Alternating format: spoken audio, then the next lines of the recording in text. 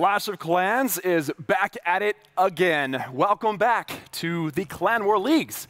This is Season 2. Welcome, live from studio here in ESL.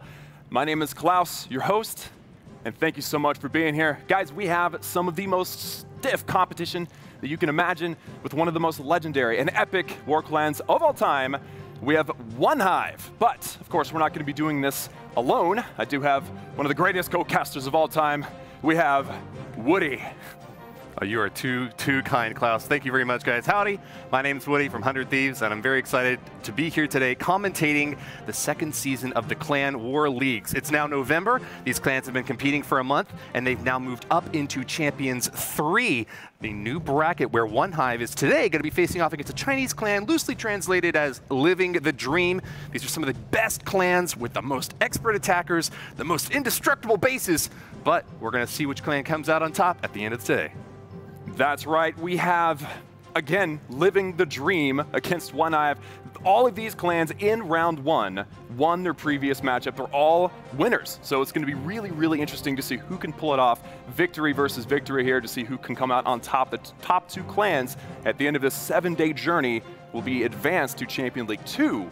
And things get even harder up there. So I don't know about you, Woody, but I'm really, really excited. It's going to get even better as time goes on here. I'm super excited too, Klaus. And for those of you who are just joining us or just trying to figure out how Clan War Leagues work, here's how it goes. You guys have been playing Clan Wars for a long time now. They've been in the game for years at this point, but Clan War Leagues are a beast unto their own. Every month, your clan has an opportunity to roster 15 players to compete on a daily basis for an entire week against 7 other clans that are about the equal skill level as you. You get an opportunity to win stars through the wars, and you get 10 bonus stars for each war that you win. Now, when those 7 days are over, we count up the total number of stars, and the clans with the most up at the top get advanced into a higher league with even bigger prizes, and the clans at the bottom get demoted and just have to try harder next time, I guess, right, Klaus? We don't want to talk about that part, though. That's the sad part. The fun part is we get to see some amazing attacks, and people are going to get promoted, and medals and hammers and all the amazing stuff that everybody's enjoying. Because hey, this is not just here in studio. You guys at home are able to be in the CWL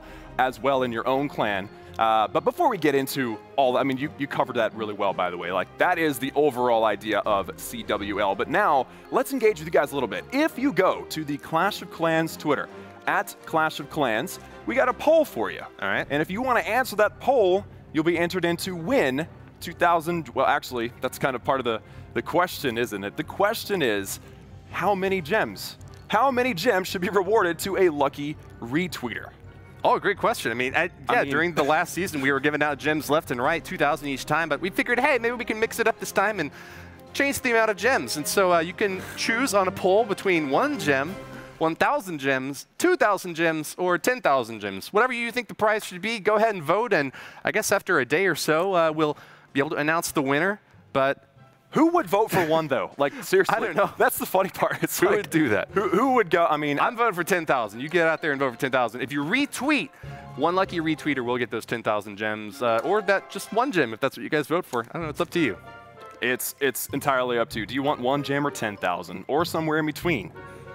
It's a weird question, but I'm excited to see what people say, to be honest. I feel like we're going to have a lot of trolls, to be honest. But anyway, back to the Clan War Leagues. We have the overall look at how things are going right now. We have about an hour and a half left in round number 1. And of course, OneHive being oh so helpful for our entertainment's sake. They're holding as many live attacks as possible. So they only have 4 stars, excuse me, against Living the Dream with their 28. But you can see there, you can read it for yourself, all of the different clans competing right now to try to take the win. And of course, again, we've said this before, it's not about fighting the other clan. Obviously, that's what it's about. But at the end, you're going to total up your total star count. So even if you're winning, you really should secure as many stars as you possibly can. That's exactly right, Klaus. You never want to leave any stars on the table. We've got a great match today between OneHive and Living the Dream. Their placement today will help determine their rankings tomorrow, and ultimately at the end of the week, we're going to find out which ones end up on top. But enough yakety yak. Why don't we start to get into the action here?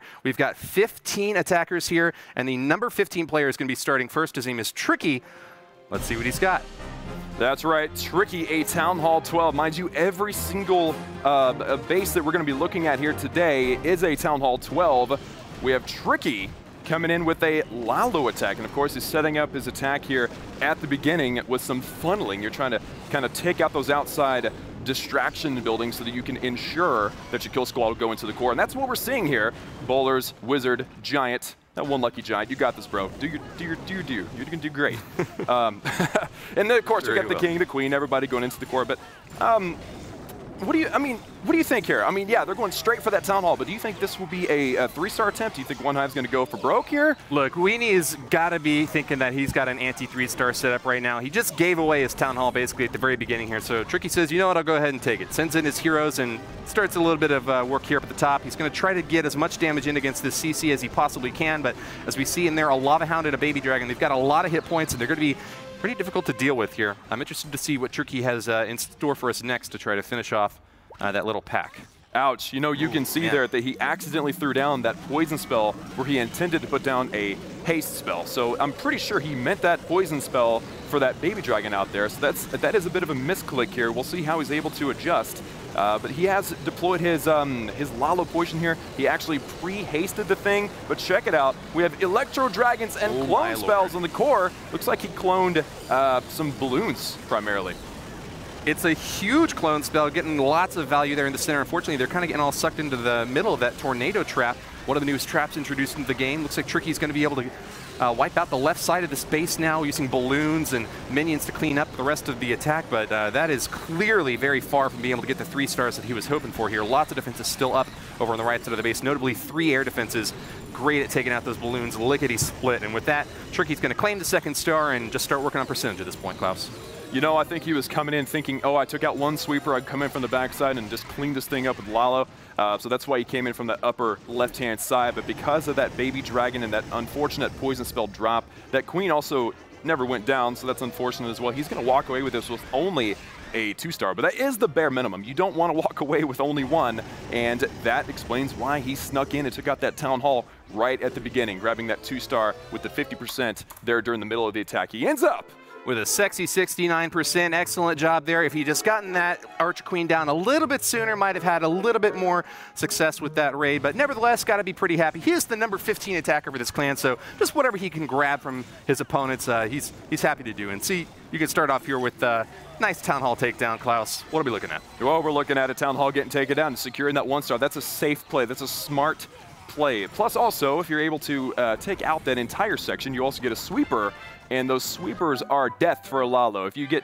balloons stuck on the sweeper and they just never go anywhere, that's bad. So obviously, he saw that as well, and he thought, I can get really good value getting that Town Hall, securing that 1, possibly 2, and the sweeper.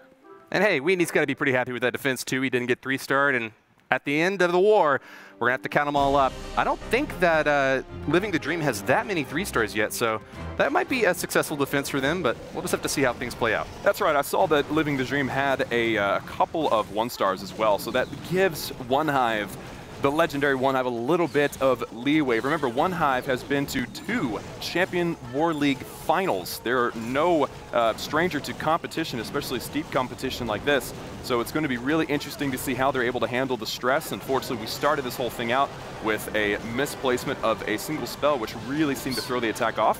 So let's see how Neon Waves is able to pull this out here with those Valkyries luring the CC, and now the Queen handling it. Yeah, you got to imagine that that was intended to work a little bit differently, but nevertheless, looks like Neon Waves as well on a way to be able to grab those CC troops there in the center. Rage spell right on top of the Queen and the healers to try to keep her up as long as necessary to finish off these pups. Nice poison spell placement there. Does manage to grab a couple of them, but as you see now, those pups are doing their best to try to at least finish off 1 healer. Couldn't get the job done though, and it's Neon Waves' turn to switch to the miners. Another big mass attack that's going to be coming in from the OneHive player. Remember, the blue flame down there at the bottom near the troops available section means that Neon Waves is going all in with a power potion for this attack, using max miners, max, well, everything. That's what power potion does. It's a good start, and definitely, as you said, perfect placement on that poison spell, really handling the Lava Hound's pups. And I think now the funnel is being established by that King for the deployment of possibly the miners in between here. Yeah, it could be. It looks like a bit of a strange setup, though. The King has already gone down, and I'm pretty sure that Neon Waves is going to be cleared for this 2-star, but this is a pretty dangerous setup here, especially with that Eagle Artillery raining down fire on the remaining troops over here. It looks like the miners have locked on the Town Hall, though, and that is going to be the very first star for Neon Waves. Miners, of course, are going to be able to avoid that big Giga Bomb that explodes as soon as that max level Town Hall goes down. One of the best things about the miners, they avoid the Giga Bomb. They also avoid being affected by the tornado trap. So it's definitely an advantage that these pro players see whenever they're using these miners, is they can avoid those key defenses But as you can see, that jump spell actually well placed here, getting that queen in, taking out that eagle artillery. Unfortunately, there is a single inferno that will take her down. Now the attack is all up to the miners. Now notice he also still has the Warden's ability, which he just used. Yep. He also has another heal, but there's a lot of base left on this. I mean, there's just a lot. And there sure is. Wizard Towers, those are like the #1 enemy for these little ground troops and things. So I think Neon Waves is definitely going to be aiming for as much percentage as possible going forward. Yep, just trying to grab as many buildings as necessary, or as possible rather. Remember, at the end of this war, if there's a tie in stars, it's the destruction percentage that will determine the winner of the war. So every little building counts. OneHive has been in many close wars against many experienced clans before and has actually quite recently seen an example of how that destruction percentage can be really important. Wiping out 2/3 of the base this time, though, Neon Waves with a good hit against their opponent, number 11, Ward from Living the Dream. 2 stars, 67%. This was the moment of truth here where we had that Town Hall go down, even though it was in the face of a Eagle artillery. Again, fortunately for the pre-planning, obviously, that jump spell going to help that queen get through, and the miners just being awesome, avoiding that Gigabomb. Great start. Great strategy. Gotta love the Queen Walk Miner. One of my favorites, actually. Yeah, it's really safe. It's an easy way to just wipe out a good chunk of the base. There's sometimes when you can use it to get 3 stars, but more often than not, I've seen it just getting that safe 2 to start with. You know, Clan War Leagues is a lot different from the Clan Wars that we've been competing in the past and spectating, because these guys only have 1 attack each. You don't get a chance to scout these bases. You can't get anything figured out about them. You just got to go in as hard as you can and get as many stars as you can, and that often leads to safer attacks going for the 2 instead of trying to pick up all 3. Absolutely. This CWL format, 1 attack, really, I think, changing the way a lot of clans are operating in wars here. But Scorpion here actually going in on the #1 base. He's number 13 going against #1. This base actually, it's a bit familiar. I think it's very similar to a base I've seen before. And that's always something to consider is, are you building your own bases? Are you copying them from clanmates or the internet? It's always something to consider. You know, if an attacker has seen a base before, you know, it might make it a little bit easier for that base to be 3-starred, knowing where all the traps are and such. So Scorpion making a quick 1-star here, taking up that Town Hall CC lure, and it looks like he'll actually be able to get the enemy queen, enemy king, both sweepers, and look at that, he's got Lalo ready to go here after this portion of the attack is done. You know, you might be surprised to see all these town halls near the outside of the base, but the strategy there is that if you put your key defensive structures on opposite sides, you can see the Eagle artillery on the other side of the base there. It makes it a lot more difficult for the attacker to be able to wipe through and get that 100%. Clearly, Living the Dream knows what they're doing here in this base setup, trying to frustrate OneHive's attempt at 3 stars, and instead just kind of forcing them to go for 2. I gotta say though, if OneHive is successful in cleaning out 2 stars with every single attack, they will win this war. Living the Dream has used all 15 attacks already and earned 28 stars total. So it'll be up to OneHive to try to keep that average of 2 stars per attack up if they want to clinch victory. That's right, 2 stars for 15 attacks will end up with 30, which is enough to win there. So good little, I think a good overview of what's going on there. Meanwhile, Scorpion throwing down balloons on this base and really making it cry as the Eagle artillery is dropped. The base itself is crying. Oh yeah, of course. I mean, if you're getting attacked by OneHive, your base is crying every time. So that's what's happening. Are you making fun of me? I mean, what does it look like when a base is crying? Do you see the tears just cascading off of the Archer Queen's face, just pouring down? Yeah, absolutely. That's well, we can see all those heroes in the center with little stars above their heads. They're knocked out and not doing a whole lot right now. Yeah, are they crying? She looks pretty sad. Her head hung in shame right now. Well, hey, Scorpion did not quite grab this 3-star. Unfortunately, the balloons didn't make it to the final compartment there with the air defense. It will be a 60, well, obviously 68, but I think we'll be able to cross that 70% mark. And I believe, if my memory serves me right, that will be the best attack so far in the stream. And actually, like I said earlier, he's hitting #1. He's number 13 hitting #1. That's kind of impressive. Yeah, that's what we call a hit up, going against a very tough base and doing a great job at it. Scorpion with the total damage of 70%, the highest so far in those 3 attacks that we've seen, and clearing out a big chunk. We'll see if they get even better. I have high hopes for OneHive to show us a 3-star at least at some point during this stream. That's what I'd like to see as well. And here we go. We have the Wall Wrecker with Valkyries in tow on their way toward that Town Hall, grabbing that cheddar, that first star. We absolutely want to see that. That is a huge part of what I'm seeing as the meta for all these major clans. Grabbing that 2-star as early as possible. Of course, you have to get the 50% for the 2-star, but you can get 99% 1-stars. It's the worst. So get your Town Hall. It's happened to me. Put it in it's your pocket. Quite terrible. Yeah. Get that Town Hall first. Go for the safe hit, especially when all eyes are on you, when the whole world's eyes are watching you on the Clash of Clans Clan War League's live stream. You better perform at your very best. Next up, we got Chubbs moving in from OneHive. You like how I combine Chubbs with OneHive there? Yeah, yeah. Chives at the end. One Chives. Okay. Yeah.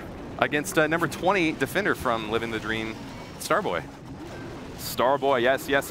Chubbs coming in with yet another, it's a kill squad. I mean, you get to Wall Wrecker, grabbing that Town Hall. That is, I think, the 4th attack in a row where they're doing that. They're really being safe with these attacks, making sure they get that Town Hall. But also, the ability to kind of make a notch out of these bases so that you can possibly send in a full-scale attack around this base. You know, it's easier to keep your troops funneled in together if their path is narrow. So you're seeing these guys, they're really trying to dive in deep, cut out a portion of this base. That way their entry point for the Lalo is nice and tight. I am just terrified to watch the development of these attacks, and especially trying to move in against these bases, which are pretty much maxed out. I mean, look at all those huge, bright and shiny walls around this base, but who cares about walls when you got Hog Riders? They jump straight over them, and it's going to be a movement in from the right side now that the CC has been finished up with, and those heroes are down. Just going to try to keep them alive as long as possible with these heal spells. Fortunately, grabbed a pretty good heal position out there on the right side, but golly, these giant bombs are oppressive. Yeah, there were at least 2 in that first compartment, plus a bomb tower. Yeah, look at those. Oh, yeah, plus a bomb tower. You're right. Plus a bomb tower, and then a 3rd giant bomb. So it's as if number 20 was expecting this type of attack. It's like, you know what? He was thinking, I'm going to put down all of my traps to stop a hog attack. And I did actually make a mistake saying this was Lalo earlier, but it was hog attack. The whole geometry thing is the same. You do want to cut a slice out before you deploy your hogs either way. But it definitely looks like the defender was expecting this type of attack, running into a death pit. That's a death pit right there, and it's brutal.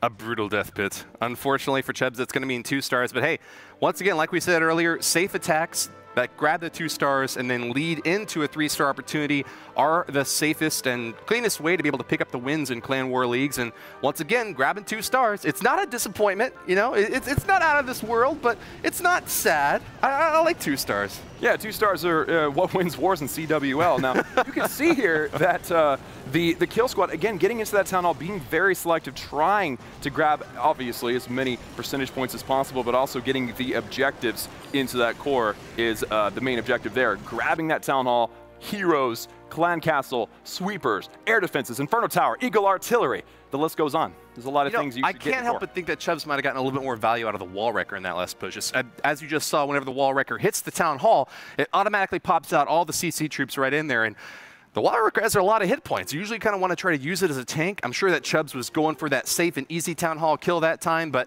I've seen other attackers do some pretty interesting trickery with those Wall Wreckers and the Battle Blimps. And let's see if we've got something coming up next time. Who's going to be attacking, Klaus? Gotta love that OneHive animation there. Cass is up right here against number 13, and it's actually quite a different approach here. Look at how far away this Wall Wrecker deployment is from that Town Hall. And by the way, the previous attack had like a Wi-Fi issue at the end. It was a grand total of 62%. Okay. For those of you that were worried about that back at home and in the chat. So now that we're here, Kill Squad coming on in. Interestingly, I don't think he's going for the Town Hall in this one. I think he's really trying to get the Clan Castle, trying to get that enemy queen. That's beautiful placement of that poison, though. Grabs the enemy queen and the CC, right? Yeah, that was an excellent deployment of the poison for sure. It definitely did a lot with it.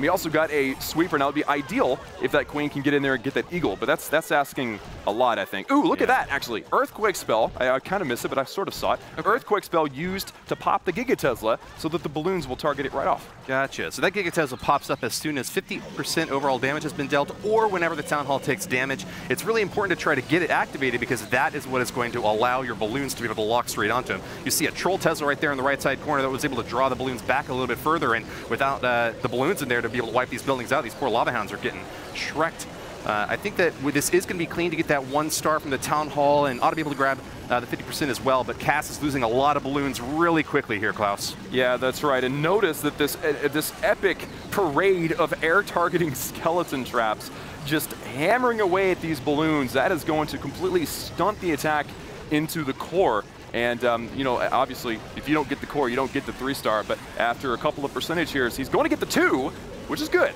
That's the bare minimum. That's what we want. Now we want as many percentage points as possible going forward in the unlikely event of some sort of tie. Almost max level defenses from Living the Dream here, making it very difficult for OneHive to get those stars, but once again, 2 have been locked down.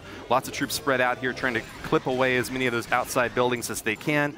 Like you said, percentage is very important, but what I'm left thinking with this attack, though, is that if that Eagle artillery had gone down, it would be a lot easier to crush that upper and right side of this base. Might have been able to grab a few more percentage points there. What's the sort of thing that you can do with your hero charge to try to make that happen, to give it a little bit more oomph? Do you spend more spells there? Do you try to put different troops in the wall wrecker? What do you do, Klaus? There's a lot of things that you can do, but I think that I've seen a lot of people trickle a few bowlers in behind that wall wrecker. That seems to be a really popular way of kind of pumping up that kill squad. Also, obviously, you can throw in more rage spells, you can throw in more heal spells, whatever it is to keep those troops alive to get into the core. But the language that the OneHive guys use is it's an investment. Like, you have to invest. They use very technical terms in these attacks, and sometimes they don't think it's worth it. They think it's too much value or too much cost for the value that they'd get out of it. So these guys, I mean, they're planning for hours. I was really encouraged actually hearing these guys are planning these attacks since like yesterday.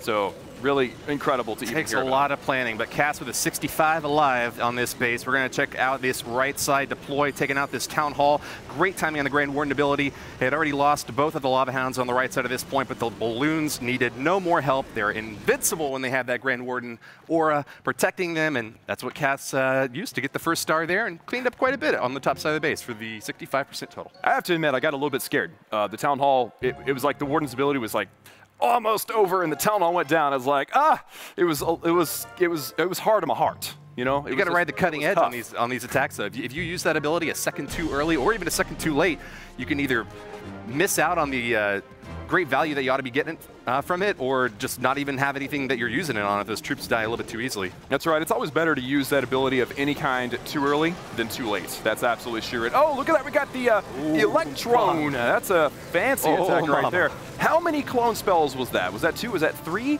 I didn't quite catch it. Yeah, at least 2, I think.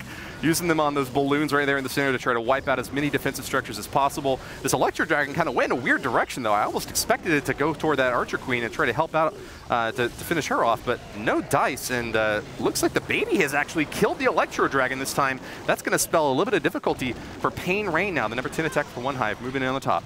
Man, I've seen that attack before where there's just a few cloned Electro Dragons and it literally just blows the base apart. That time, I don't know what happened. I don't know if maybe a couple of spells were off. I don't know if just really bad luck. Maybe the Queen was a little too far away for the Electro Dragons to target the Queen. I don't know. It was an odd thing to see, but he still has 3 Hounds. He's got like 25, 28 balloons left, so this attack is far from over. Let's see what he's got going.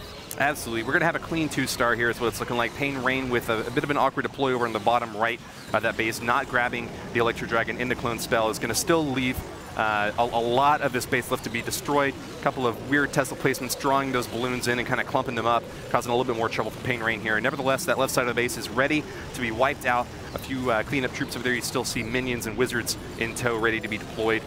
Pain Rain's got a big force in this bottom side of the base, but Archer Queen, Air Sweepers, I mean, Eagle Artillery, there is so much to finish these things off. It's just going to be a matter of time and a matter of percentage for Pain Rain. Pro tip, if you put your haste spells on your balloons, if they go on through the haste spell, they'll still be hasted after they're outside the radius of the haste spell for 2 seconds. Oh. So these guys actually keep that in mind. They actually put their haste spells a little further on the outside of the base than I would, because they know they'll be hasted a little further than you would expect. So just a pro tip for those of you at home trying to emulate these attacks here. Yeah. And it was a great hit. I think it's actually the best that we've seen so far at 77 and still growing in percentage. Pain Rain has got a great assault here on the number 3 defender from Living the Dream. Now at 80%, you gotta be happy about that. 4/5 of that base wiped out, Klaus. What could Pain Rain have done differently to be able to grab the key defensive core in the center there. You know, I think that possibly the blimp was popped a little early. That might have been what happened. I mean, I'm no expert on Electron. Electron's like a new thing. You know, it takes a while to get used to those kind of things. But I think that you can choose to pop your blimp early or late. I think that might have been the case. Popped just a half a second too early. The Electro Dragons were too far outside the base and didn't get to the enemy queen, and that was kind of the kill for that. Well, attack. I only saw one Electro Dragon in there. I'm not sure whether or not any of them got cloned to begin with. But here you can see up at the top that 1-star going down thanks to the Archer Queen, one of the heaviest attackers going up against one of the burliest defenses of this base. Pain Rain using that Royal Cloak ability to make sure that at least 1 star has been claimed. That's right, and like we said, that was the best attack so far with the 80%. So that's a fantastic attack, actually. We would like to see those 3 stars, but like we said earlier, the overall idea here is beat the clan that you're against, and all OneHive has to do is get 2 stars on everything to win. So they're going with that safe 2-star. Now, if the opponents were doing 3-star attacks over and over again, we'd probably see like a lot more risky attacks and these YOLO attacks where they're really going for it. They're really trying to get the triples. The safe 2 stars are going to win this one for them if they keep it up. Absolutely. I'm taking a quick look over at the season standings right now, and I do see a few clans, actually half of the clans are north of that 30-star mark. So at least some of them are going for 3 stars in this war. Jelio is going to be the next attacker from OneHive, though, the number 9 attacker. And we're checking this live replay out now as Jelio goes in against number 12. This might be a 3-star attempt. What do you think, Klaus? Well, I think a Queen Walk Miner is absolutely capable of the 3-star. I mean, you look at that attack strategy, and if it's well executed, if you can take out the key objectives, the enemy queen, the enemy clan castle, potentially a couple of Infernos at the Town Hall, or some of those big hitters that you mentioned earlier, Woody, you can do a really good job with some Queen Walk Miner. So that's what we're seeing here, guys. We're seeing Queen Walk, Poison Spell on the Lava Hound Baby Dragon, which notice, that's the main enemy CC that we're seeing is Lava Hound Baby Dragon. So for those of you at home, another pro tip, probably should copy what they're doing and put some Lava Hound Baby Dragon in your CC. It's an excellent combo. It's a lot of hit points and a decent bit of damage with that Baby Dragon, especially if she's able to splash onto something. That Lava Hound, of course, explodes into lava pups afterwards, making it very difficult for any point targeting attackers to be able to take them down. Very distracting, just eating up time, essentially, and that's what the CC is best at doing. Archer Queen does drill into the top left side of his base, though, and finishes off the enemy Archer Queen. Very nice start here for Jelio in attacking. Nice clump of miners toward the top of the base there, and you can see a heal spell going down to try to keep a few of them alive. Not many yet on that Tesla, though. It looks like still the biggest clump of them is on the outer ring of the base there, going for the mortar and the bomb tower right now. Oof, unfortunately, he had to use his Warden's ability a bit early. I was actually looking and hoping that the Warden would bounce over to the Queen and help her, because she was getting pummeled there at that point of the attack. But unfortunately, you got to use your Warden's ability before it's too late. The main force of this attack being the miners, keep as many of them alive as possible. Like we said earlier, no. It's a lot better to use your ability early rather than late. Get out of there, Grand Warden! No! Oh. The Inferno Tower burns him up, and with that, the hopes that Jelio was hanging on to of trying to get the 3-star here. That single target Inferno has a lot to be afraid of when 20 miners are digging straight toward it, but that Grand Warden just wandered barely within range, and without him, those miners are going to be going down a lot easier. That life aura from the Grand Warden is very helpful at keeping them on task. Now, it's not over yet, but it's looking pretty dicey here for Jelio. Still just one healer on the outside trying to keep these miners up, and unfortunately, the Expo's locking onto her, meaning that she's not going to be able to get that job done very well anymore. Oh, man. Yeah, that was it. When that Grand Warden went down, that was the nail in the coffin for the 3-star on this base. Now, I was hopeful. I was thinking, okay, maybe these healers will survive and the miners will just keep on going. But I feel as if the healers hadn't have gone down, we still would have had a time issue. So, unfortunate, but hey, 82%. That's the best percent we've seen so far. Things are getting better as we go, guys. Hopefully we have that wonderful 3-star here at one point or another. And I'm also super interested in what strategy that will be. Yeah, it'll be interesting to see, but let's take a look real quick at that Town Hall going down. Tesla's surrounding it, trying to provide as much defense in kind of a sneaky, tricky way here. Grand Warden's life aura ability going off there to keep those miners active as long as possible. And you see they just barely managed to get that Town Hall down before the rest on the outer edge of the base could finish off those defensive structures. Bit early with that Grand Warden ability, but hey, sometimes you got to do what you got to do. Clearing out as many defensive structures as possible, very important in that last hit. But Jelio with the 82%, it's the best we've seen so far. That's right, and unfortunately that Warden I have a problem with my Warden almost every time I use him. So I get it. You know, sometimes he just goes off and flutters to somewhere else when he really needs to be focusing on the task at hand. So, but we're back. We have another attack. And ooh, this looks like a familiar name, Woody. Yeah, Sebix. He's in OneHive. He was also here last month competing with the Dark Looters, but he placed a really deep Archer Queen right there almost inside the base to try to get these defensive troops lured out and nuke as many of these structures as possible. Great placement on that rage spell, able to keep her right inside there, as well as those healers, keeping her nice and healthy. Wow, and she's still just riding the very edge. No, barely walks outside the rage. Still, ought to have very little difficulty taking this Town Hall down, and maybe buying a little bit of time is good for the Queen after all. That's right. Now, Sebix here, fun fact, he was playing for Dark Looters a couple of weeks ago, actually, but he is a native OneHive player. They actually, Dark Looters actually contacted him and said, hey, you wanna play with us? And he was like, sure. So it's kind of interesting. It's awesome because he is the one and only player to have ever played in 2 CWL studio streams. Look at everything happening right now, though. Both sides of this attack, we've got a Barbarian King on the bottom right trying to nuke as many of those outer buildings. Archer Queen up the top just used her Royal Cloak ability to defeat the enemy Archer Queen. Still has a few skeletons to deal with, but she's quite healthy and lots of healers to help her out. She's still going places here. I'm telling you, Klaus, there's a lot of miners still left here in the center, finishing off these interior buildings, and this is actually looking like it might be the first time that we're getting close to a 3-star. Sebix, with a minute 34 left, has got quite a few miners there in the center. It's just going to be a matter of whether or not he can get rid of that Inferno Tower. You know, the highlight of this attack, although incredible that it may be, there's a Lava Hound chasing the Grand Warden the entire attack. He doesn't care. He doesn't care. He only cared when another defense locked onto him, but that was funny. The Lava Hound really did nothing in this attack. I think he's got it. The balloon is able to soak the damage from the Inferno Tower there. There we go. That's going to be, I mean, dude, yeah, seriously, that's going to be the 3-star. The last defense goes down with 60 seconds left on the clock. Do you think he's going to get it? I'm pretty confident he's going to get it. I think you're right about that one, Klaus. Well done to Sebix, the first 3-star that we've seen so far in this war. 100% destruction, and that is what makes me go crazy. I love seeing these really intricate attacks, really like forking across the left and right side of the base, drilling down the center with the Grand Warden, doing everything he can to get as much value as possible out of those troops and spells, and that's what it takes to get the hundo. Show me what we got here, Klaus. Well, we got a Queen Walk leading into that Town Hall, and of course, like you were saying, she got so much value over there, taking out the Town Hall, getting the enemy heroes. Meanwhile, King at the bottom, creating the funnel, miners in through the middle, and then, hey, look, this random wall wrecker with Valkyries coming in from the side.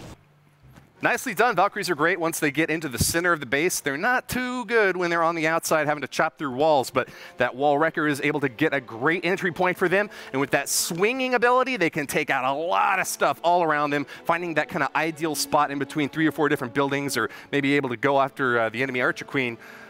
Makes them very, very useful, and nicely done, Sebix. 3 stars is a great way to put your clan in the lead with 18, now 21 total, in fact, and 5 attacks left. All you need is to get an average of, what is that? I don't know, like 1.7 stars per attack, and that should be easy for OneHive. Yeah. I was about to say, you know, I think that at this point we just need to sit back and enjoy the geniusness of the attacks, because they're securing the 2-star. They're smart. They're doing what they need to do, but they're also gunning for those 3 stars. They're gunning for the highest percentage that they can possibly gun for, and that brings us to JC. JC hitting number 10 here. He actually sent in, again, we have that Electrone attack with the Electro Dragon in a blimp, dropping with some clone spells, gutting a section of the base. We have 1/4 of the base left, and he still has an entire Lalo portion of the attack left. So it's looking good so far, but as we've learned, Lalo attacks can go from 60 to 0 really fast. Yeah, exactly. They can be shot out of the sky if you're not paying attention. With that single target Inferno locking on to that first Lava Hound, it's going to be a bit difficult for JC here to get what he's looking for. Still has another couple Lava Hounds, though, and there we see a defensive Lava Hound in the clan castle. They're going to try to cause a little bit of trouble for this Archer Queen. Of course, he can't do that much damage himself, but Big Daddy Lava Hound is able to keep her distracted and keep her bow off of enemy defenses. Now, nevertheless, this is actually looking quite good. I think the last Lava Hound did just pop Klaus, but that's still a lot of balloons left for a single target Inferno. And even better, the Grand Warden's Eternal Tome is still alive. Beautiful. Perfect timing. That's going to actually soak up a Seeking Ermine and wipe out some of the most dangerous defenses to balloons all at once, guys. This is looking like possibly our second 3-star in a row. Well, Klaus, when it rains, it pours. We just saw our first 3-star from Sebix, and JC said, all right, you want to see another 3-star, Woody? Klaus, take a look at this, drawing in a huge amount of troops still left in this attack, but showing us a different mode this time, going in with the aerial assault and finally claiming 3 stars. That lava loon push has been very popular in the past. We saw a lot of it last month, but it hadn't yet gotten the 3 stars here. Once again, though, you finally get an opportunity here to see a beautiful hit. JC got the work done. It's good to see a 3-star with a clone spell. You know, it's one of those spells that I think you only use if you really know how to use it, but you don't want to try because it's hard. So that proves that it can absolutely be successful by throwing down a clone spell on an Electro Dragon and just watching the base get blown up. It was absolutely amazing. JC with the second 3-star of the day, and this was that moment right after where the Electro Dragons did their due, and then of course getting that Town Hall to secure that that 1-star just in case things don't go quite right. But it absolutely went right for JC here in grabbing that triple. Pulverizing those defenses with that early hero attack and with plenty of troops remaining. Got to give it to JC. Very happy about his performance there. And with only 4 attacks left, the OneHive clan actually only needs 5 stars at this point to pull ahead of Living the Dream. They're going to be going in next with Eric, the number 6 attacker from OneHive. And they could actually get 4 stars because they potentially might have more percentage. But okay. Yeah, we want a safe win. Yeah. We want a 10-star win. We don't want a tie with a percentage. So we're in with yet another attack here, a Tunnel 12v12 attempt. We have Eric going in against number 4, and it's a Queen Walk Lalo. I like how they're bringing some variations, but they're sticking with the fundamentals. That Lalo, obviously grabbing that Town Hall. We beat the drum on that one for sure. Grab that Town Hall. Don't forget that is your number 1 priority in these attacks in CWL for those of you at home. Unfortunate that I think it was a baby dragon that triggered that Seeking Air Mine, and then it just kind of hovered all the way to the healer. That's not fair. That shouldn't even be allowed. I don't think so either, but hey, that's how the cookie crumbles. Seeking Air Mine getting activated by that baby dragon. Baby dragon dies, and the Seeking Air Mine says, well, what am I going to seek next? Went straight for that healer, and it's going to give Eric a little bit of trouble with this Queen Walk up at the top of the base. Grand Warden giving her a little bit of help there, but getting a bit dicey, forcing out that Royal Cloak ability from her to keep her healthy. Oh. But look out, there's a huge giant bomb taking out all of the wall breakers on the top left side of the base. That could spell doom for Eric's Queen Walk up here.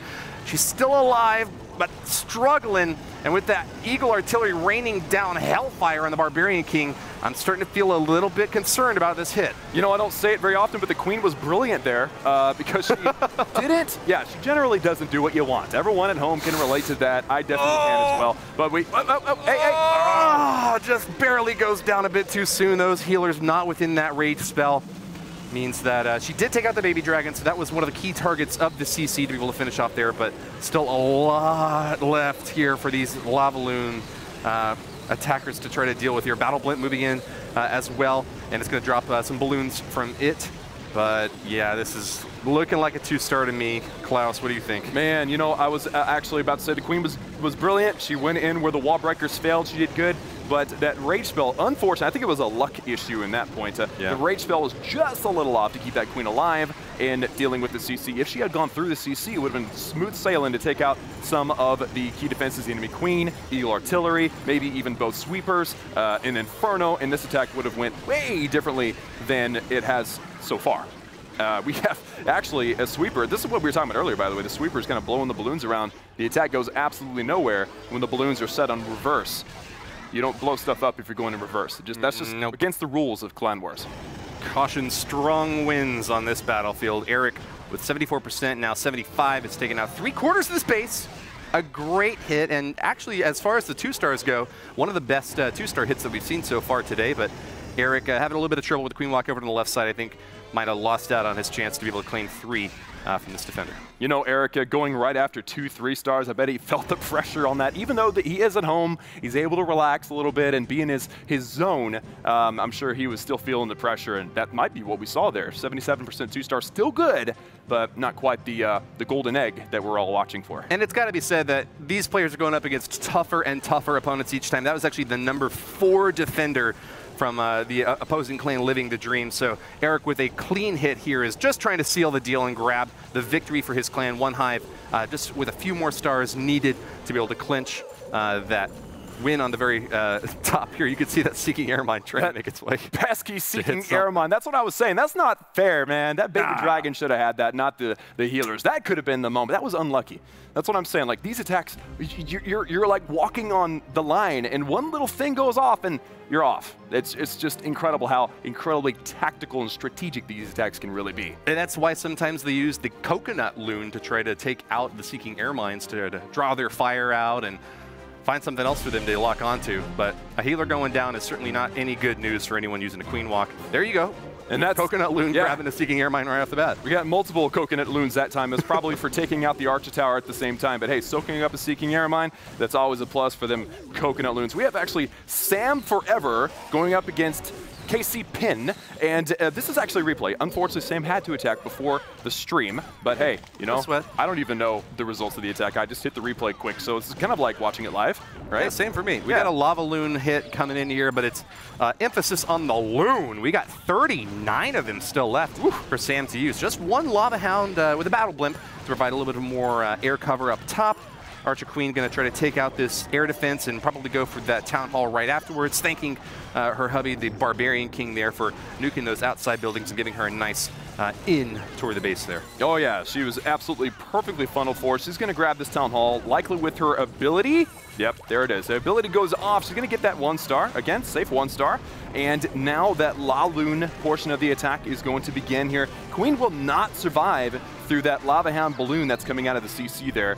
What's his plan here? I mean, a baby dragon will just utterly dominate a La Lune. So what does he have? He does have a couple of skeleton spells. That won't help for a baby dragon either. No. He has a poison spell that he threw over. That, well, do we need to poison the grass? Threw away the poison spell. Was that really necessary, Sam? Come on. Come on, draw man. attention. The poor guy has had enough trouble.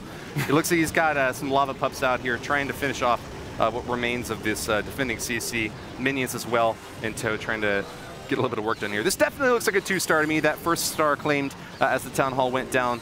Set up Sam pretty well here, but clearly 3 is going to be out of reach unless something miraculous happens. There's just a lot of balloons, but multi-targeting Infernos, Wizard Towers, there's still a lot left to shoot these down. Did you see that balloons, the section of balloons got caught up in the tornado trap and still destroyed the defense that they were going towards? That's awesome to see, where sometimes the tornado trap can actually turn the attack around, or at least turn the balloons around and take out a key defense. I think, you know what's interesting? What's that? Yes, we have a baby dragon, we have a bunch of pups, we have a queen following these balloons around, but had this gone a little bit differently, he had so many balloons, there's no way he wouldn't have tripled his base. Oh yeah, just a little bit differently, especially, yeah, you're right, if the queen and the CT troops had been finished off, that would have given these loons a lot easier time. It was just a little bit left on this top right side of the base that was able to stifle the rest of this attack from being able to finish it off. But look at that, we got another really high percentage 2-star, already at 70%, and might be able to grab another building or 2 out here on the edges. That's right, and actually, I got encouraged there for a minute. I'm like, go, pups, go! But this baby dragon, man, savage. That's the word I want to use to describe this baby dragon. Savage. I mean, it took so much damage, so many troops tried to take it down, and it was like, nah, I got this. I'm taking you down, and that was the case. 72% 2-star, great defense. Sam Forever with actually a good 2-star. That's a good percentage, but not quite that triple. Well, nicely done. I have a feeling that we're going to see a few more good attacks left from OneHive. We actually still have 3 left in tow, but let's take one more quick look at the beginning of that assault from Sam Forever up in the top left, that Queen Walk. Making it into the compartment there so that she can target that Town Hall. Great placement on the walls, by the way, by the defender there, KC Penn, trying to keep any nasty queens out from being able to get to the Town Hall, but level 60 Queen is not going to be denied that time with the ability going off right at the end, able to finish off the Town Hall for the 1st star. Unfortunate for him, but hey, you know what? It's starting to look like the competition is pretty fierce up here in the Champion League. It's good to see that these bases, I mean, they're trolling us. They're trolling the attackers, they're trolling me as I watch them like, yeah, this is what I would do. Nope, I would have been completely thrown off. So if you want to steal some bases, by the way, go back, take a snapshot, because these are some of the best that I've seen in a while. Now, we're actually into the 2nd of 2. There's only 2 people who could not attack live during the stream. This is Indicut, and again, I did not look at the, I don't know how this one goes either, so I guess hey, don't worry about it. Watch and see. Exactly, Indicut's using another mass miner strategy here in from the bottom right side. Archer Queen picking off a few of these buildings and luring that CC out. The CC is pretty close into the center of the base there, but with a nice placement of that poison spell and with a good rage as well on top. Indicut has an early lead getting into the space. Now, masked miners can get kind of a bit of trouble if they run into some giant bombs or get hung up on a bomb tower or anything like that. But it's a good start so far. We'll see how it continues here, Klaus. Yeah, it looks like he is going with this particular attack strategy here because there was an easy access to the Town Hall and an easy access to the enemy clan castle. I mean, that Queen Walk can get all the way in there, do all of these without any help. So it's kind of like a natural, I would say like a natural entry point for that Queen Walk, and probably why Indicut chose to go with this attack strategy. Also, he had a blimp with some balloons, kind of clearing up the defenses left of the Queen. King on the right, creating the funnel with some wizards, and oh, that lovely, lovely line of miners. Hard to look at. Sometimes it's hard to tell how many are there. But all you have to do is watch and see how quickly your buildings are going down. Yep, giant bomb. Ouch. Giant bomb's going off, but yeah, we do have free spell to help these attackers out. They're now taking their shovels straight to that Eagle artillery, and with the Queen helping them out, that should be enough to take it down. Queen's about to get finished off, and still quite a few miners here up on the top and top left sections of the base, but it looks like there's just a bit too much on the defense to be able to claim the 3-star here. I don't want to call it too soon here, Klaus, but with no spells left and only a couple of balloons to help these miners, I think the Indicut is running into a little bit of trouble.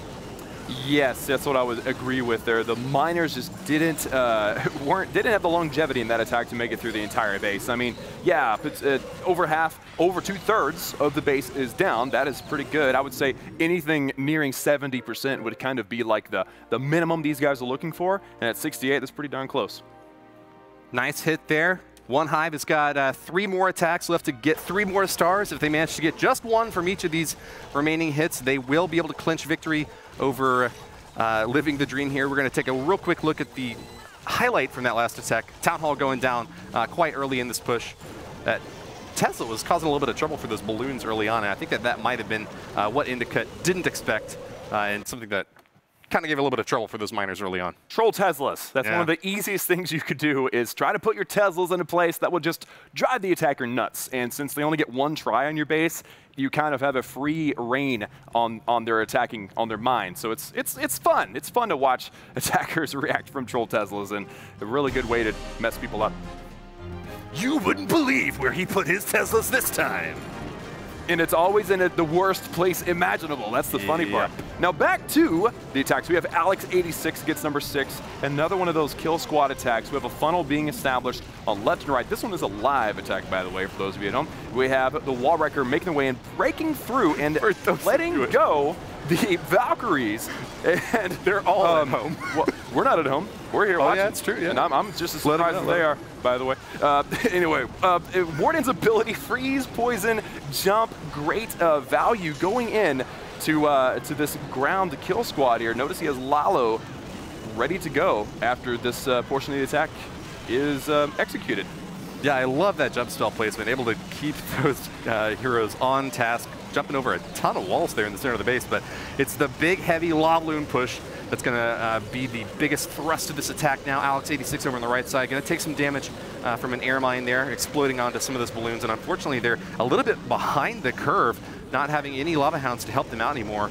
The center of that base still has quite a few defenses left. You can see 2 air defenses in separate compartments over on the left side, going to make it quite difficult to grab that 3-star now, but Alex86 won't be denied that easily. He still has another heal spell left, and I imagine he'll probably use them right over that wizard tower that can provide a lot of threatening firepower to take down those balloons, Klaus. Yeah, if that single targeting Inferno goes down, then there's maybe no, there's not. I mean, look, there's an air defense on this side, right? So there's no way the balloons are going to make it. There's just no way. The Queen has like 6 health. She's not going to be able to make it either. So this is looking like it's probably going to be, let me see, it's probably going to be like, what, like an 80, 85%? A good attack. We've been seeing a lot of those. We've been seeing a lot of good attacks, but, you know, we want to see more of them 3-stars. This one's not going to be one of them. Look, that 6 HP didn't hold up, but hey, she got a bomb tower. That's an extra percentage point. It all counts. It all adds up over time, you know? Yeah, maybe even 2. Well, with another gold storage uncontested in the bottom left and elixir storage in the top right, that ought to be something upward of mid-high 80s anyways.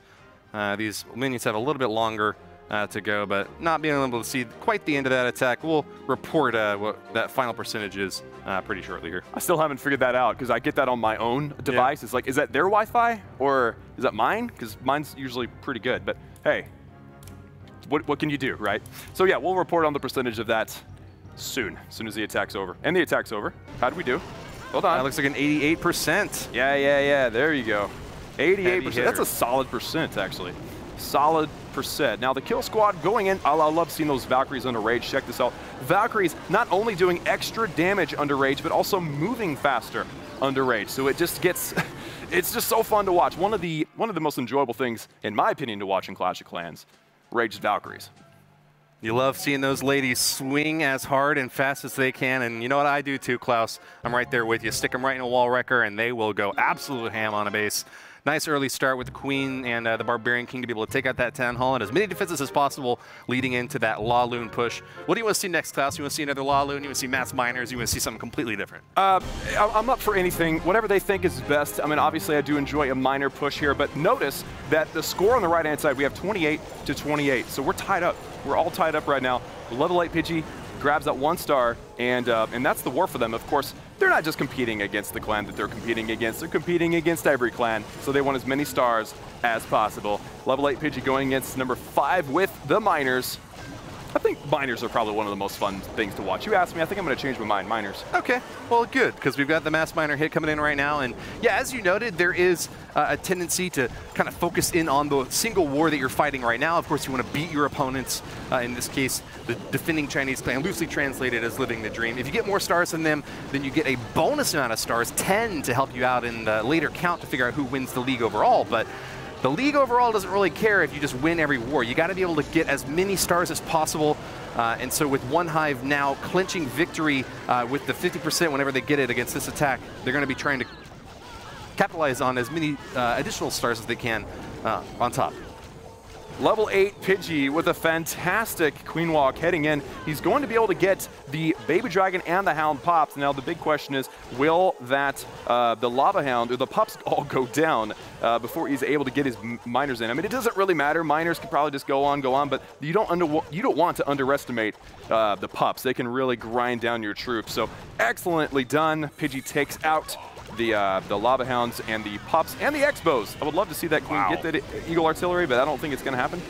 That Archer Queen has evolved. She is super effective against those defenses, and the level 8 Pidgey has been able to nuke a huge compartment at the bottom of the base. Now, it would be really nice if that Archer Queen could somehow make it toward that Eagle Artillery, but looking pretty unlikely at this point. The cannon locking onto her is going to finish her off just a bit too soon. Nevertheless, that right-side attack is still looking quite clean. Our miners are making their way toward the Inferno Tower, the Wizard Tower. Lots of defenses over on that right-side compartment getting nuked pretty quickly. As soon as we see that Grand Warden ability go off, we'll know that level 8 Pidgey now is moving in pretty close to the Town Hall here.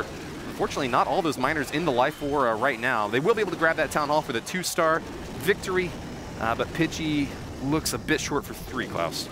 Yeah, looks like they ran into just too much. I would say just too much is the word to describe. The miners really got stunted here in this section where you see these long compartments really forcing the miners to go along a specific path, riddled with defenses. You see 3 giant bombs all in one little spot. Even a heal spell, I'm not sure, would be able to defend against that. So this base definitely built to defend against that. And do we have one miner that's about to try to, I don't know if we have time, but I mean, I would love to see at least the Clan Castle go down. Come on, buddy. Come on. Hey, no one's fighting against him. Just give him a chance. He's got a big old shovel right there, whacking as hard as he can against the Clan Castle. Come on. Get it. One more hit. Yes. One more. What's he burying underground for? He's already right next to the Eagle. Whatever. That's what I like. That's what I like. That Clan Castle goes down. We ended up with that 69% 2-star. I would have loved to see that Eagle go down, but the ending was great. That miner, yeah, that was great. Level 8 Pidgey's going to fly back home and find his next prey. But yeah, we're seeing a quick look back at one of the crucial moments from this early attack here. The Grand Warden trying to keep those miners alive as long as possible to finish off this Giga Tesla. Great thing about miners, like you mentioned earlier, is that they bury underground right as soon as that Town Hall goes down. Giga Tesla bomb not doing any damage to them whatsoever. They have a lot of advantages, but obviously are not a 1-troop 3-star. You've got to have everything right. And if one little thing goes wrong, the attack goes wrong. So that's kind of, again, what I find so incredibly amazing about the bases that they're hitting is that they're not easy and that the attackers are still able to get 3 stars. Even better. Oh, and I love that OneHive animation. I'm just going to bring attention to that right now. Okay. It's beautiful. So with the final attack of the war, actually, we have the number 1, Kimmy, going up against number 8 with what it looks like another Lalo. And that Town Hall is actually on the opposite side. I was like, where's the Town Hall? That was confusing there for a second. But he did get the Clan Castle pulled out. Yeah, so that's top left. Kimmy, the Queen Bee of OneHive, now at the number 1 position, will be facing off against the number 8 defender, trying to grab as many stars once again as possible, starting off with a little bit of a poke over in the top right compartments there, and we're going to go back over to the left side now to see this Town Hall go down as we lead into another really heavy Lava Loon attack, this time with 3 Lava Hounds. What's the decision-making factor there when you're deciding how many Lava Hounds to bring, Klaus? I think the easy rule of thumb, but of course there's nothing super easy about a strategy or attacks like this, is how many air defenses does the base have when you start deploying Lava Loon? So like for instance, if you have 3 air defenses up, you might want to bring 3 Lava Hounds. Okay. If there's only 2, you might want to bring just 2. But as you can see, that isn't even the case in this one. There's 2 air defenses up, and he brought 3. So, you know, these guys, the Lava Loon experts, maybe can attest to that a little bit more. We might actually have more information on that for possibly even next stream tomorrow or thereafter. That Archer Queen getting a lot of damage on these balloons, but fortunately for them, able to drop right onto the air sweeper next to the Archer Queen. They kill her in the process and give Kimmy a little bit more of a chance to break into this base. The 47, 48, 49 percentage. We're getting really close to the 2-star here, Klaus, and with it clutched, Kimmy's hoping to try to get the 3, but unfortunately all those balloons clumped together is going to make it difficult for them to get the job done. With that sweeper especially, I mean, if he had like 1 more rage spell or 1 more haste even, it might be doable here. But with that sweeper, yeah, they might clear this entire section, but they probably won't. Wow, they all died out so fast. The Eagle Artillery and the Wizard Tower are a deadly combination. Unfortunate for Kimmy. You know, it would be amazing actually if this Grand Warden pulled it off, but not even he's going to get it done. Yep. That last Wizard Tower up at the top, providing just enough defense for this number 8 defender to hold on to that 3rd star. Eagle Artillery still in the center there as well, as you noted. And I got to wonder, what's the number 1 thing? When you're setting up a Lava Loon push, what's the number 1 thing that you know you have to finish off if you're going to get 3 stars? What's the thing you got to kill early to make that happen, Klaus? You have to get the Queen. All right, absolutely, you have to get the Queen. And if you, in the process, can get that Town Hall, or a Sweeper, or Air Defenses, or the Eagle, or Infernos, all of those are helpful as well. And hey, if you can get all of those, Lava Loon will be easy. But yeah, the Queen, absolutely number 1 priority if you're going to be trying a Lava Loon attack. And oh look, haha, I'm going to call these Winions. Even if we're going to run out of time, the Eagle will not drop. These are definitely not minions, they're Winions in my book. Okay. Winions claiming the 83% there for Kimmy. The last attack from OneHive, finishing off the day with a great lead over Living the Dream. I think that the total count there is 32-28, Klaus. Can we finalize that and report the victor? I think we may, but we don't want to skip this crucial part, that poison spell, allowing that baby dragon to get dropped before the heroes went down in that Town Hall, grabbing him the 1-star. Kimmy getting that early 1-star there, and she's using those heroes on the outside of the base to clean up as many defensive structures as possible. But once again, they only can go for so long, and choosing to use 3 Lava Hounds there left Kimmy without any healers to keep the Archer Queen alive a little bit longer. Unfortunately, when there's just not that many targets on the edge of the base for them to go after, the Archer Queen doesn't get a whole lot of value, and with that, you got to focus on the bigger, beefier units to make the most of that attack. That's right. You always want to try to get as many percentages as possible. Even if something goes wrong, just go on with the attack. Sometimes things might go according to plan. That's life. This Clash, it all works the same thing. Just keep on chugging. Get as many percentages, as many stars as possible. How about 3 stars? 4 stars one day. But right now, I think most of these were 2 stars, actually. But I want to see, right now, the overall idea of what's going on in the CWL. Look at the standings. Again, there are OneHive and 7 more clans. And as you can see here, now the war is not quite over yet, but you can see that things are really tight. I mean, first place, the Whoop Whoop. One of my favorite names, by the way, in that group. You can say it, go ahead. In the number 1 spot, we've got the Whoop Whoop. There you go. In the number 2, really long clan name. I don't know. We'll figure out these names later on. But yeah, you can see OneHive there at the number 4 spot with 32 stars, having won their war. They'll be up at the top half here. of the standings. We got another 6 days of competition as they will be facing off against these other Champion League 3 teams.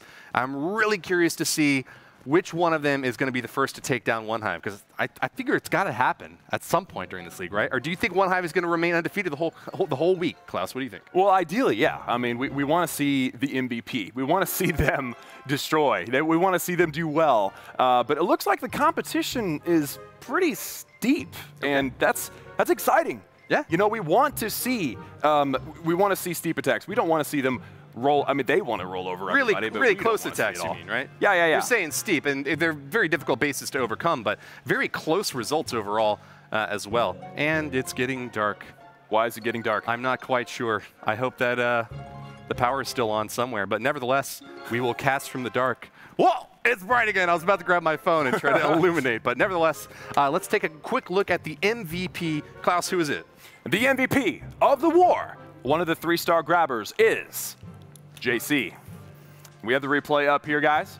The 3-star, I think this was the second 3-star that we had in the entire war. Now, something to remember is 3-starring bases is not easy. These are fresh hits, and JC made it look easy. And what I love about this, look at this. Oh, man. Clone.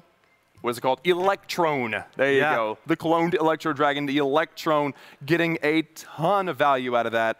And then following up the attack with what we have the heroes diving into that town hall. Sticking to the basics. We have fundamentals to stick to, people.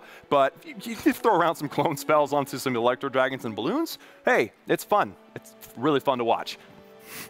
It certainly is, Klaus. Early hits up on the top side of this base, able to finish off that town hall, and a huge chunk out of the center, getting into that chewy nougat core of the defender here. JC with a great early start, was able to follow up expertly. You see still another Lava Hound in tow, ready to be deployed as soon as these troops over on the right side of the base start to loop around. JC moving in once again. It's like the man walks on water. Look, he's got everything he needs, and they multiply by the dozens.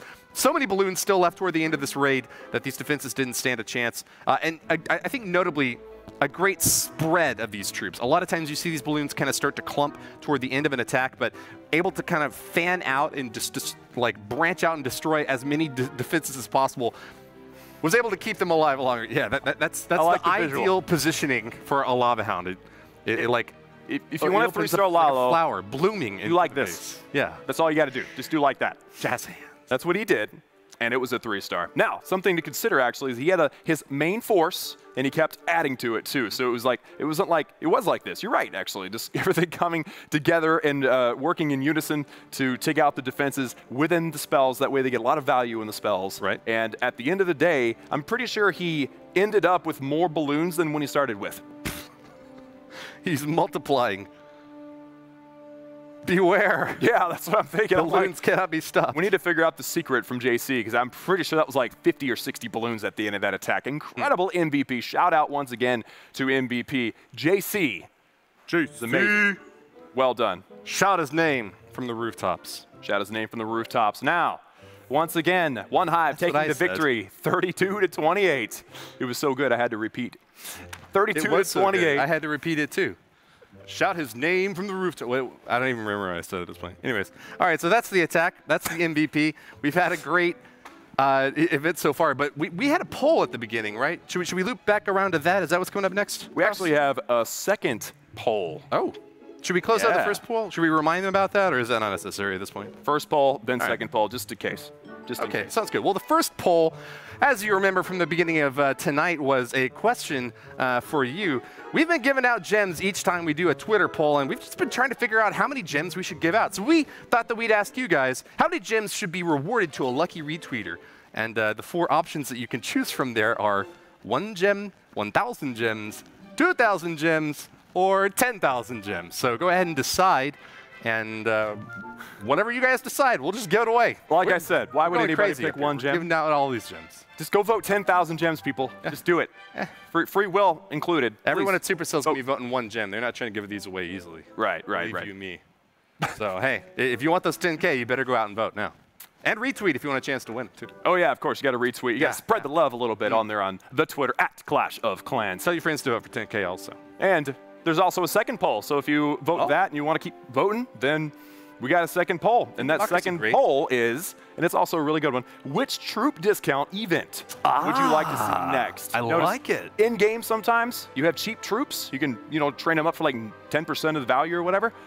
Which one should it be of these? We have Witch, we have Miner, we have Lava Hound, or we have Valkyrie. And I want to vote for all 4, but you can't. So vote for one of those. Which event would you guys like to see next? And I'm really desperately interested in seeing what Woody would vote for, actually. We have a vote for Lava Hound. Vote for Lava Hound. Guys, do it.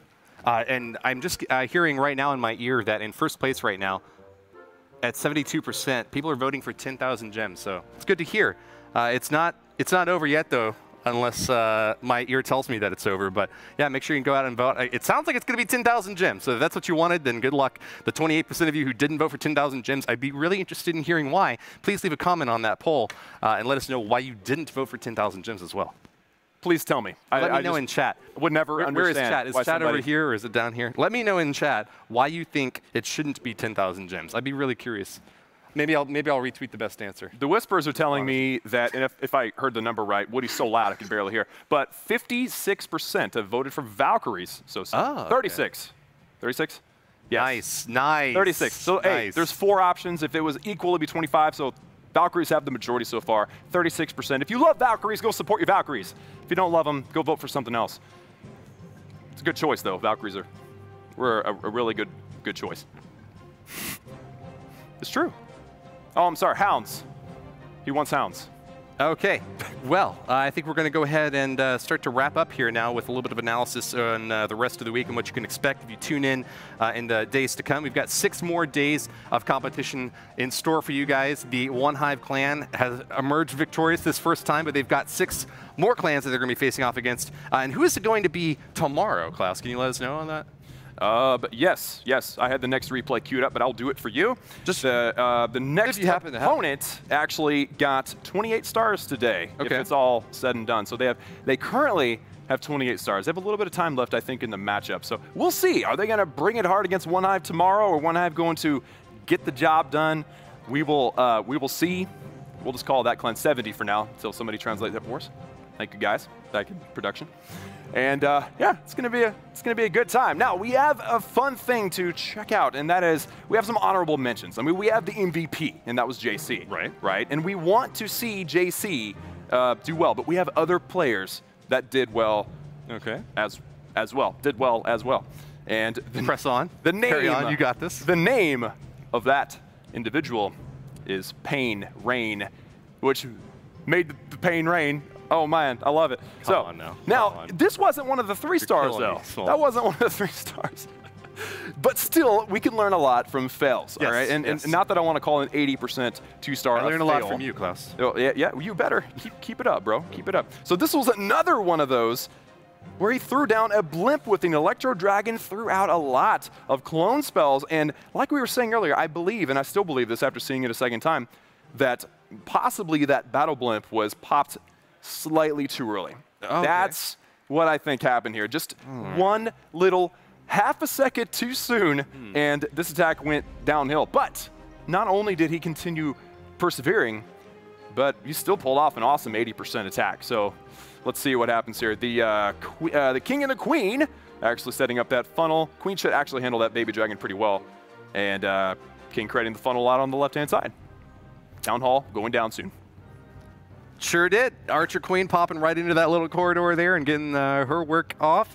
It's great to use the heroes like that. You know, I really do prefer to see a Queen walk, if I'm completely honest. I like that long legs on the Queen, able to tear down a lot of buildings along one side of the base. But nevertheless, if all you're looking for is the Town Hall, sometimes it makes sense to just go for the Town Hall. What are the circumstances, though, Klaus? Maybe you can tell me when you would want to go for a Queen walk over just trying to snipe a Town Hall like that. Well, each healer is 14 troop spaces. So if you're going to bring 4, that's 48. If you want to bring 5, that's 48 plus 14.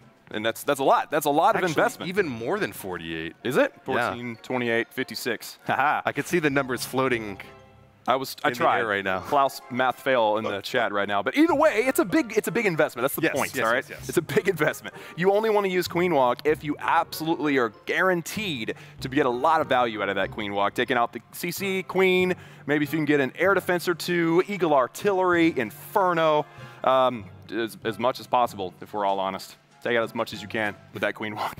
Because it's quite the investment. And that's the words that these OneHive guys are using. They're using words like investments, and they're using words like value, because they see it as just a big, I don't know how they see it, to be honest. It's a little advanced, but they look at it like that. But yeah, when they look at a base, they don't see building, Archer Queen, you know, Barbarian King. They see the different avenues that they can attack it from. They were giving us some tips about some of the bases that they were constructing and telling us why they would place things in a certain spot. It's like they know that they're going to be hit with maybe a kill squad, probably coming in from, you know, the 3 o'clock or the 2, you know, 12 o'clock or whatever, and they tried to structure their base so that it can't be demolished, so that the key defenses cannot be wiped out with one single push in there. And we saw that quite a few times on defense. I don't know if you guys are going to get a chance to see every single defense that OneHive was able to put together, but there's some great base design, and as a result, the better you can design bases, the better you can deconstruct them too. So I'm interested in learning a little bit more about that, Klaus. What do you think? And that's actually something that's coming up very, very soon. I was able to hop onto voice with one of the members of OneHive, and we're going to be able to show you guys one of their bases. But before we go into showing you guys one of their bases and show you guys, talk you through the main points of what makes that base successful on defense, we got to see the attack that he put off in this war. Sure. One of the other 3 stars, actually. His name is Sebix. And again, he was one of 2 3-stars in this war. Correct me if I'm wrong on that. And a beautiful miner attack. So I've got the replay up, and let's break it down for you, because this attack was incredible. This was actually one of those where you have a Queen Walk. You know, you were just asking when do you want to use a Queen Walk? Well, in this attack. Okay. What is it about this base that makes you want to use a Queen Walk? Well, I don't know, honestly. I mean, yeah, I can see based on what he did that you can have an early Clan Castle lure. So there you go. CC is out. And you can actually see the radius there. So that one little balloon pulled out that baby dragon. There's a hound in there. That hound is inconsequential against a set of miners, so you don't have to worry about that. Queen Walk's going to get the CC. Queen Walk's going to get the Town Hall, several key defenses like Wizard Towers and things if you're using, well, miners or Lava Loon. Both of them hate Wizard Towers, but also both of the heroes, or actually all 3 of the heroes. So you're just getting a ton of value out of that Queen Walk. And then down below, King with some wizards, creating the funnel, and then the beautiful set of miners going into this core with some wall wreckers coming from the side. I like this wall wrecker from the side, by the way. I feel like it's just brilliant distraction. I don't know if that was really the point. I think it might have been just the lay that wall wrecker is going to go toward the town hall. I'm not sure. Yeah. But what I do see is Valkyries coming out of that wall wrecker, and that's always a good thing, I think. That is always a good thing, especially when they're deep inside the base and have a lot of targets to hit. You know, I'll provide my own little 2 cents on the Queen Walk thing up there on the top. I think that you typically, or what I typically think of when I'm looking for a Queen Walk, is a lot of buildings that are just inside the base that are kind of out of range, that something like an Archer Queen with a really long range and a significant reach can get into. You're seeing Sebix here able to claim, what was that? I can't remember if it was the first 3-star of the day or the second, but nevertheless, grabbing 3, probably due in large part to this Queen, able to clear out like a third of the base, the entire like left chunk, and still going strong at full health now with those healers to help out. And excellent timing at the balloon. I think that the balloon timing was really crucial here for Sebix. Yeah, able to keep that Archer Queen up until the very, very end there. Because the Inferno Tower locking onto the balloons instead of the Archer Queen was very helpful for her. Nevertheless, though, it's still quite a few miners here at the end, and I don't think that this Lava Hound's going to be able to do very much to stop them. I also think the Grand Warden just like sitting there getting hit by the Lava Hound the entire attack was kind of the clutch moment for that as well. Poor guy. But Sebix just really made that base just fall down, just collapse for that 3-star. It was a beautiful attack for Sebix. Definitely an honorable mention aside the MVP here today. And it's always good to kind of, I would know, what do you want to put the bow on it, you know, see the best of the best during all of those attacks here today. It was a good time, and not only that, but we saw a great variety of attacks. We saw miners, La Lune, those are the main 2, of course, but the miners being immune to the tornado trap of the Giga Tesla, the La Lune avoiding all of the ground targeting traps and defenses. I mean, these guys know what they're doing. They're going after it with every advantage they can get. so that they can win. And they did. It's true. That's what they're trying to do. And that breakdown was almost as excellent as Sebex's breakdown of that base. But speaking of Sebex and bases, have you got something to show me, Klaus? I want to see one of these bases. I want it to be burnt. I want to know what to build. I want to see exactly what we're looking for. Show me, please. I want it to be burnt. It's true. Yes. It's true. This base, if you build this base exactly, then everybody else that saw this stream will know where the traps are, and you'll be able to be 3-star. But what I want you guys to take from this is where the minds are of the base builders. What are they doing exactly to make these bases strong so that we can apply those principles to our very own bases? So this is Sebex's base. Yeah. And it is, well, I mean, what are some of the obvious things that you're seeing here? Well, I'm seeing a lot of storages on the outside. Those are high hit point structures that can keep attacking units distracted for a long time. I'm also noticing the Eagle artillery on the opposite end of the town hall, really helping keep both of those key structures up as long as possible. Archer Queen, of course, right next to the clan castle in the center of the base, making it very difficult to lure either of them out. They can both cause a lot of trouble for any sort of attackers. So those are the key things that I'm noticing. What do you have to say about it, Klaus? What I have to say is a list of notes. I actually talked to him on voice, and he was just rattling off all this brilliant geniusness, and I'm like, okay, I'm going to write as much of this down as possible. So I'm going to try to relay this to you guys. What he was saying was, and spoken well, was that the Town Hall and the Eagle Artillery is separate, so that you can't get both of those at the very same time and with some sort of kill squad. Also, same thing with the Queen. You want to keep all that stuff separated. You don't want to put the Queen in the Town Hall, and the Clan Castle, and the Eagle Artillery all in one spot. Keep those things spread out. And also, same with the Inferno Towers. So you can see that these bases that you're seeing here on the screen, I mean, pretty much all the bases that we saw today kind of follow that same mindset of we don't want to give them too much value with a single kill squad. But also some basic stuff that I think we all can learn from is notice that we have the air defense, we have the Seeking Air Mine sitting next to the air defense in every case. There's an air defense. Now, why would that be, Klaus? Let's dig a little bit deeper. I'm assuming because lava hounds have a lot of health. That's right. They like to go straight toward the air defense, and the Seeking Air Mine, you want to get as much value as you possibly can from it. It deals a lot of damage, so if it just hits something small like a balloon, it's kind of wasted, to be completely honest. But with the lava hounds going straight beeline, pardon the OneHive pun there, to the air defenses, there's a really good chance of that Seeking Air Mine being able to lock on directly onto that lava hound and get a ton of value. A couple of other key facts, guys. We have the wizard towers away from the air defenses because you don't want your wizard towers hitting your hounds, right? You want the wizard towers to hit the balloons that are following the hounds. So keep those things separate. We also have giant bombs and 2 regular bombs sitting on the outside because they have plenty of damage to take out a witch in a bow witch attack. So that's very key. There's several of those little golden nuggets out here. Look, it's like a giant bomb with some, obviously you have troll Teslas out there as well. I think I've only hit like 5 out of 50 things I wrote down, but we'll try to get through them. Non-lurable CC, that's huge actually. We're gonna stop on that one. Non-lurable CC. Do not let your clan castle get easily lured by something. That's key, because if they don't get that lure, your clan castle troops are going to wreck, and it's awesome to watch.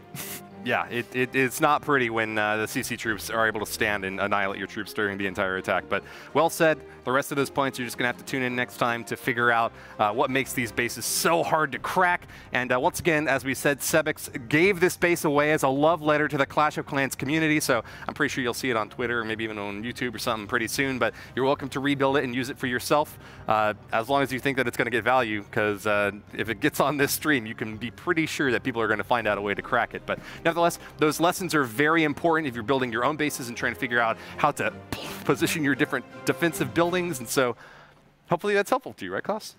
That's right. That's right. So many tips and tricks, things you can learn from these pros every single day as we go along for these next 6 days. This was the first of 7. So we're going to be showing off OneHive CWL Clan War Leagues Season 2 going forward here in studio. So be sure and tune in for that. It's going to be an absolute blast. Some of the best and most advanced tactics that you could ever find in the world. Over exaggeration. on purpose. Woody, it was an absolute blast casting with you today, my friend. Absolutely, once again. And just want to remind everyone out there that if they're interested in learning more about the Clash of Clans Clan War Leagues or about any of the future broadcasts that we have planned, make sure to head over to Clash of Clans on Twitter, where we have a second poll for you here today to try to vote on. If you retweet this poll, you got a chance at winning 2,000 gems, and you also have an opportunity to decide which troop is going to be the next to benefit from a reduced cost event. The 4 options that you have to choose from are, what did we say? The Valkyrie, the Lava Hound, the Miner, and what was the 4th one there, Klaus? Can you remember? We made a big deal out of those 3. I don't remember the 4th now. Whatever it was. It was on the screen. If you want to vote for it, then go ahead and vote for it at Clash of Clans. And Witch, I'm being told now. Thank you very much. Voices in my ear. The Witch is the 4th option. So if you like the Witch, go vote for the Witch. We won't forget her if you vote for her. But nevertheless, that's going to do it for us today. Thank you very much for tuning in, guys. Klaus, it's been an absolute pleasure, just like you said, in casting alongside you. I look forward to being back here once again very soon. Tomorrow, in fact, at 6 p.m. Central European time. Tune in for the 2nd day of this War OneHive, one of the greatest clans, best attackers, and strongest bases you're going to see in all of Clash of Clans are going to be engaging with another foe to try to come out ahead once again. That's right. Well said, Woody. We will see you all again next time for more Clan War Leagues. Goodbye. Take care, guys.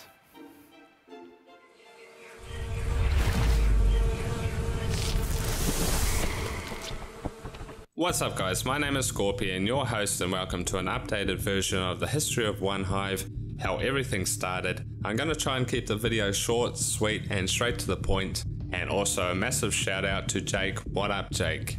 Some awesome clips playing in the background from Season 1, Season 3 finals, and also the Supercell Clan War Leagues from Season 1. OneHive was formed by a group of guys. 2 of those guys were Deathwish and Scarecrow. They were originally from a clan called Buffalo Raiders, and right around the time that Clan Wars were introduced into the game, they wanted to create that new hardcore war clan. And instantly OneHive was created, and on the day the clan was created, the clan rose to 30 plus members. There came a point in which 1.0 was nearly unbeatable. After 100 wars, they had their first ever loss. The attacks that OneHive was doing back then was 1 step, 2 steps above everyone else.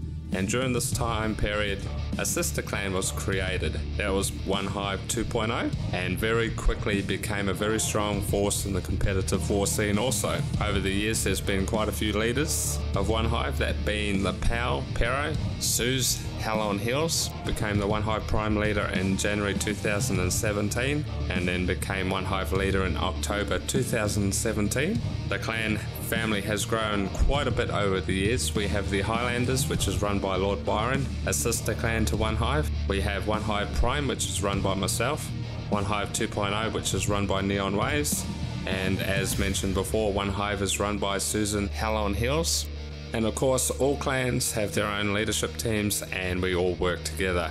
Moving into the competitive war scene, OneHive competes in CWL, Champions War League, CWL Invite. CWL Final 1, we made the final against Dark Looters. We finished 2nd on percentage. CWL Season 3 Final versus Fake WMG. Again, we came so close to winning, we lost by 2 stars. We were Season 1 Clash Cup League champions, a media organised event against the best clans in Clash. OneHive's war record, 594 wars, 479 of those being victories, 110 losses and 5 draws. What makes OneHive different to every other clan out there? We've had so many great highs over the years. Also, OneHive being a high profile clan, we've had a lot of down points. But what keeps us together is our name, OneHive. We're family, we're one, we pull together, and we're the best.